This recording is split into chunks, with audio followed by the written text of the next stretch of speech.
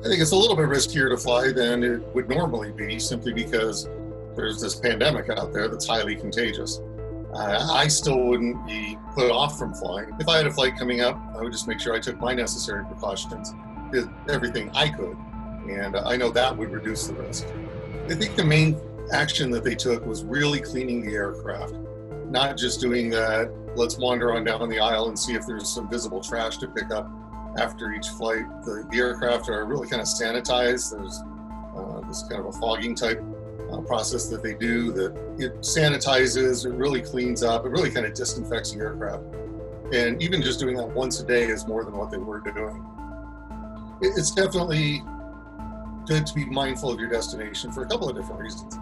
If you're going to a city that's been hit harder, then you better take more precautions and maybe even consider going another time if that's possible, if it's still, the numbers are still on the rise. The other reason to take a look at where you're going is the social distancing, the should you wear a mask or you must wear a mask. All these rules are literally different from city to city to city, just within the state, much less going to another state, another city. So you need to understand the rules of where you're going, and then also understand really the level that the epidemic is at in that city. There's always a lot of talk, especially on the internet, about, you're breathing recycled air and all this other stuff. If it was really that bad, there'd be a whole lot more people sick than already are, pandemic or otherwise. So it's cleaned with standard filters and standard systems, and the more you clean those filters, the cleaner the air is going to be. So I don't worry too much about the recirculated air because it's going through a filtering system. It's just kind of like filtering water. And the more that they're going to change those filters, the better off that all the passengers and flight crew are going to be.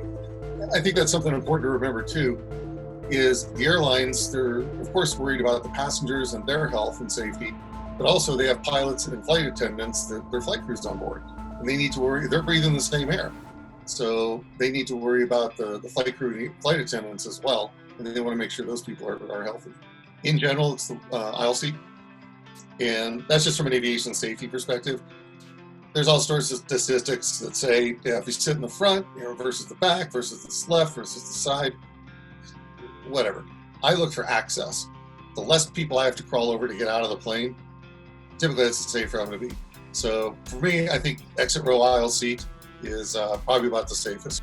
I think the duration definitely matters. I've been on some of those over the Pacific and over the Atlantic flights where you're on the plane 12, 15 hours.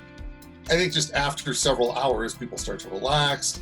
Maybe some shoes start coming off. There's more drinks, more food around, more people using the restrooms. I think the longer the duration, the more the opportunity is for germs to be spread.